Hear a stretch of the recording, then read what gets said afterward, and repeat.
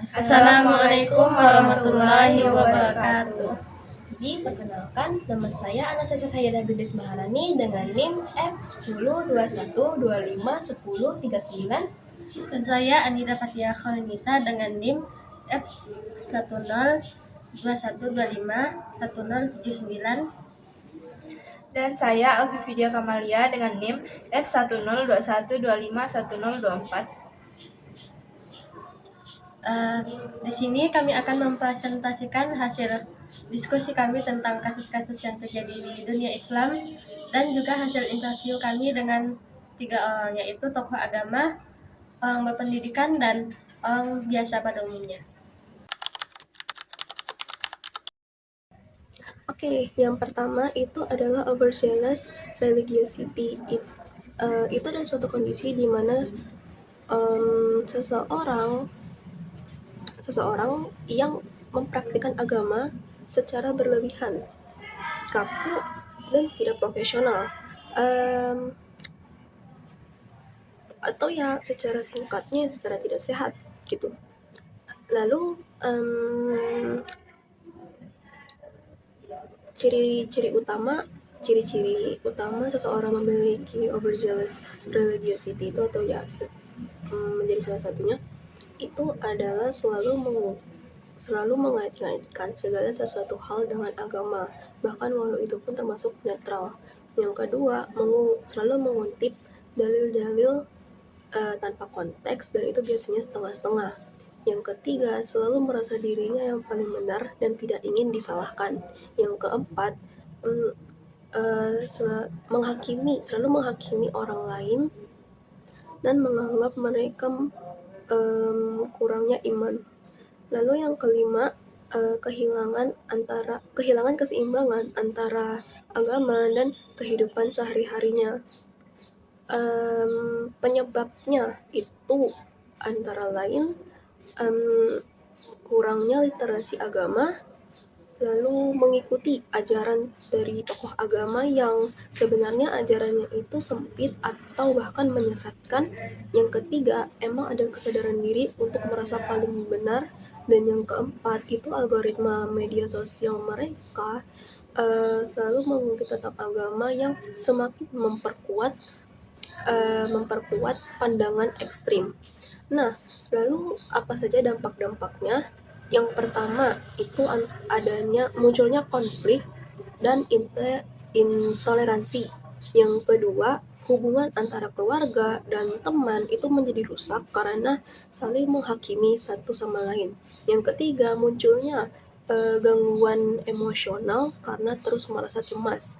Yang keempat itu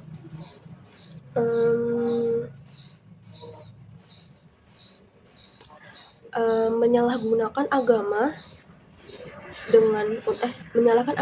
untuk marah, untuk membenci, dan bahkan membenarkan kekerasan. Quran Surah An-Nisa ayat 171 menyatakan bahwa janganlah kamu berlebih-lebihkan dalam beragama. Dalam Islam sendiri, sesuatu yang berlebihan itu tidak baik. Dalam ajaran Islam, tidak sebaiknya kita menghakimi seseorang hanya karena orang itu tidak sejalan dengan kita.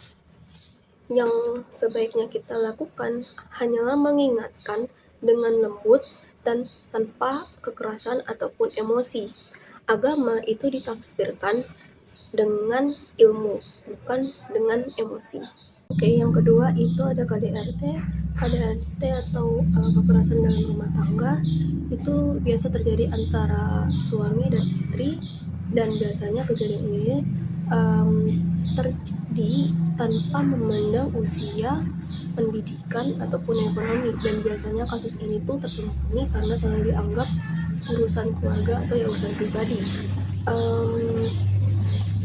Ada banyak sekali jenis-jenis KDRT, yaitu seperti kekerasan, biasanya memukul, menendang, melukai. Lalu ada juga KDRT secara psikologis seperti merendahkan, mengata-ngatai, atau memanipulasi. Lalu KDRT secara seksual itu seperti memaksa berhubungan intim atau sampai jatuhnya melecehkan. Lalu yang keempat itu secara ekonomi seperti tidak memberikan nafkah, tidak mengontrol uang, atau bahkan sampai melarang untuk bekerja. Nah, penyebab dari KDRT itu sendiri itu karena adanya ketimpangan kesetaraan gender, adanya trauma, dan pola pikiran tentang kekerasan itu juga terbentuk. Ada juga stres dan tekanan ekonomi. Ada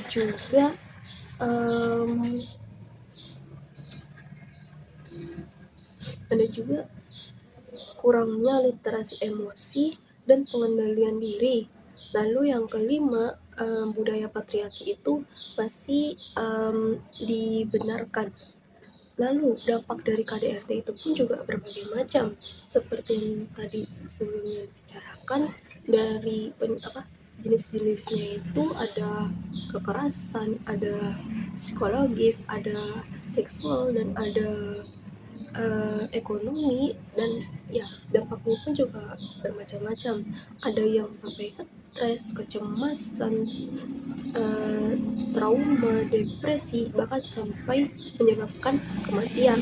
Dan bukan cuma dampaknya itu ke suami dan istri, melainkan sang anak juga bisa mendapatkan trauma, dan pola kekerasan pun terbentuk, yang akhirnya di masa depan kejadian KDRT pun ada kemungkinan terjadi lagi. Lalu mengapa korban itu biasanya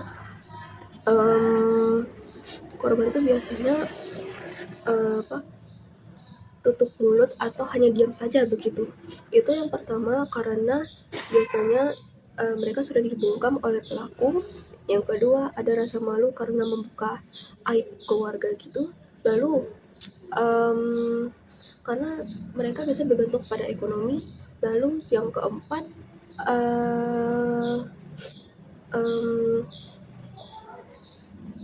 adanya tekanan sosial. Biasanya nih kalau istri harus patuh kepada sang suami. Lalu yang kelima biasanya karena terisolasi atau sudah terisolasi atau sudah dimanipulasi oleh sang korban. Nah, dalam pandangan Islam, janganlah kamu berbuat zalim dan atau bahkan dizalimi. Seharusnya sang suami dan istri itu saling melindungi dan saling membantu, menolong satu sama lain. Islam itu menekankan untuk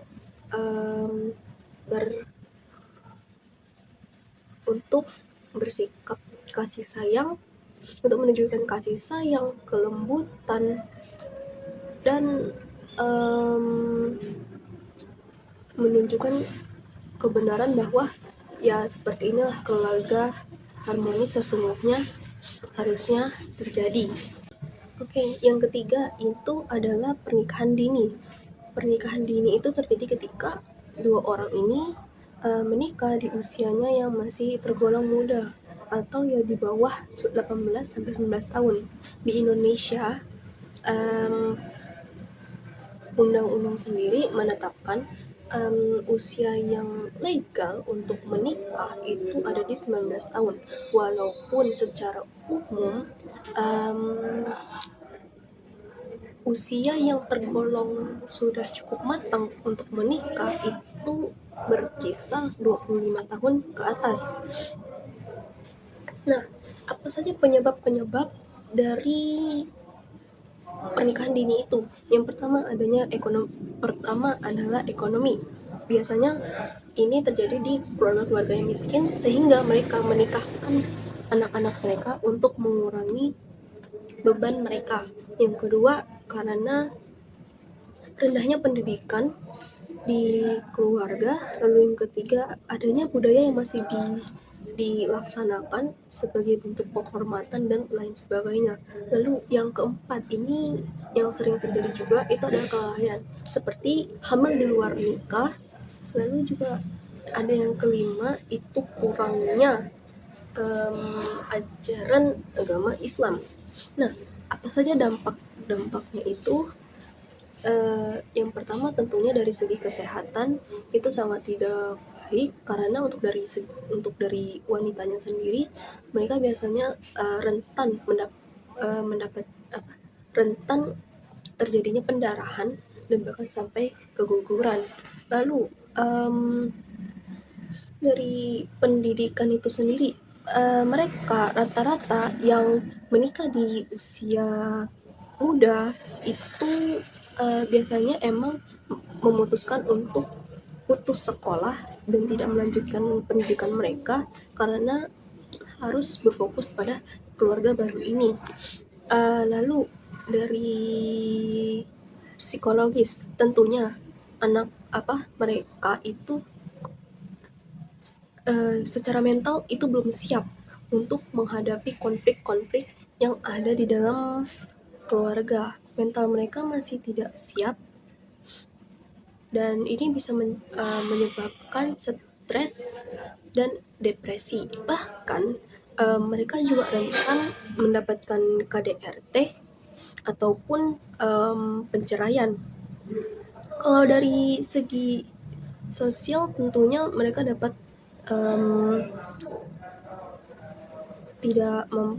dari sosial mereka adanya ketimpangan gender tentunya. Lalu dari segi hukum juga tentunya hal ini pernikahan dini itu sangat dilarang dan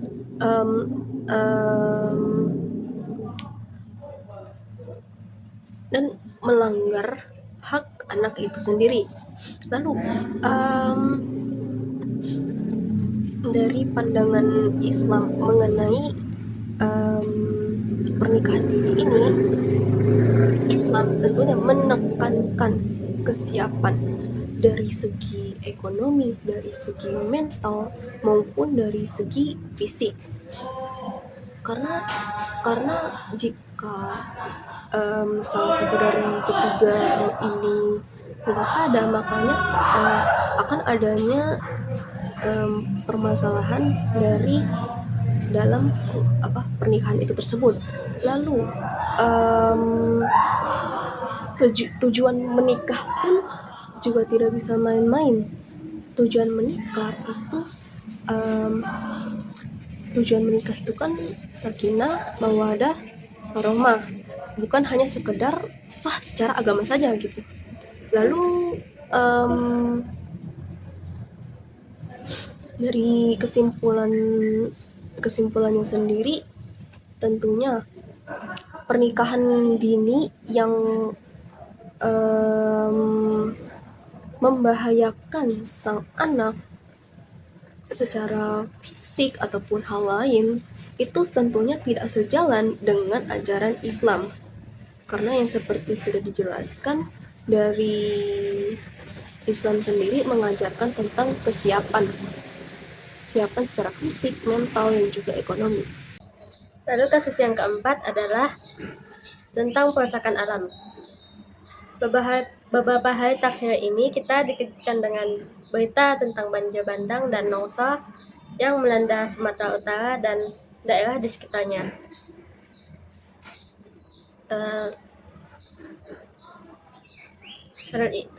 Banjir bandang tersebut dan juga tanah longsor itu diakibatkan oleh intensitas hujan yang cukup tinggi dan juga kerusakan alam yang terjadi di sana. Hal itu dapat kita lihat dari di berita saat banjir bandang itu datang, mereka tidak hanya membawa barang-barang yang mereka lewati, tetapi juga membawa banyak gelondongan kayu yang diduga berasal dari perusakan yang berasal dari penebangan hutan. Dalam Islam, Allah menekankan bahwa alam adalah amanah yang diberikan kepada manusia karena kodrat manusia yang diutus sebagai khalifah atau penjaga di muka bumi. Selain itu, Allah juga melarang untuk merusak alam. Seperti yang Allah jelaskan dalam Al-Quran surah Al-A'raf ayat 56 yang berbunyi, "Dan janganlah kamu berbuat kerusakan di muka bumi ini setelah Allah memperbaikinya." Rasulullah juga menekankan kepada umatnya untuk tidak merusak pepohonan dan apapun yang berada di sekitarnya, termasuk alam dan juga fasilitas umum. Seperti yang Rasulullah sabdakan, "Dan janganlah kamu menebang pohon dan janganlah kamu membakarnya." Hadis riwayat Abu Daud. Lalu kasus yang terakhir adalah kasus LGBT. LGBT adalah singkatan dari kata lesbian, gay, biseksual, dan transgender. LGBT itu adalah suatu perilaku menyimpang secara seksualitas yang dimana terdiri dari homoseksual, yaitu perilaku menyukai sesama jenis mereka, seperti lelaki menyukai lelaki dan perempuan menyukai perempuan. Lalu kemudian ada juga biseksual, yaitu di mana seseorang itu menyukai kedua gender tersebut. Semisal ada seorang lelaki yang dia menyukai perempuan tetapi juga menyukai laki-laki. Dan transgender. Transgender adalah suatu perilaku di mana seseorang itu memandang dirinya adalah gender yang berbeda. Seperti seorang lelaki yang menganggap dirinya bahwa dirinya adalah perempuan, dan seorang perempuan yang menganggap dirinya adalah laki-laki. Dilihat dari segala sisi, baik secara agama, sosial, maupun hal lainnya, LGBT ini adalah perilaku yang sangat menyimpang dan dilarang. Allah juga menekankan dalam Al-Quran bahwa perilaku itu sangat dilaknat. Sama halnya seperti kaum Nabi Lut, yang mana mereka menyukai sesama jenis mereka dan kemudian pada akhirnya mereka diazab oleh Allah. Seperti yang disebutkan dalam Quran surah Al-A'raf ayat 80-81 yang berbunyi, "Dan ingatlah ketika Lut berkata kepada mereka, Mengapa kalian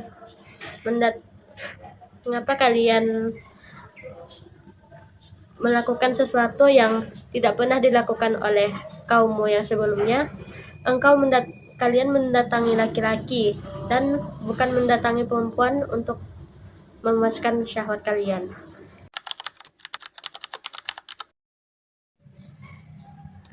Berdasarkan pandangan tokoh agama, masalah ini dimulai ketika Inggris menyerahkan tanah Palestina kepada Zionis pada tahun 1917 dan diperburuk setelah pembagian wilayah oleh PBB di tahun 1948. Palestina berada di tengah-tengah dunia sehingga menjadi rebutan banyak pihak yang ingin menguasai jalur penting dan menghancurkan negara-negara Islam. Untuk membantu mereka, kita bisa membantu dengan cara memberikan edukasi kepada orang-orang awam tentang Palestina dan berpartisipasi dalam donasi kepalestinaan. Berdasarkan pandangan seorang mahasiswa, secara historis Palestina sudah ada sebelum Israel dan menjadi tempat pengungsian orang-orang Israel setelah Holocaust Nazi. Tetapi kemudian mereka ingin membuat negara mereka sendiri, dan ini diperburuk oleh kerjasama antara Israel dan Amerika Serikat yang menyebabkan Israel sering melanggar perjanjian damai. Akibatnya lebih dari 60.000 orang-orang di Palestina menjadi korban dan bangunan-bangunan sipil dihancurkan. Kita bisa membantu mereka dengan cara menyebarkan isu-isu tentang Palestina dan menyebarkan informasi tentang Palestina di media sosial. Berdasarkan pandangan orang biasa, serangan mendadak Israel ke Palestina adalah bentuk pelanggaran HAM berat yang penyelesaiannya terhambat atau tertunda karena hak veto Amerika di PBB. Satu-satunya solusi yang bisa menyelesaikan masalah ini adalah mengubah sikap petinggi Amerika, dan yang bisa kita lakukan adalah dengan berdonasi di platform terpercaya dan menyuarakan keadilan bagi Palestina di media sosial. Mungkin cukup sekian hasil dari presentasi kami. Semoga bermanfaat. Kami pamit undur diri. Wassalamualaikum warahmatullahi wabarakatuh. Bye.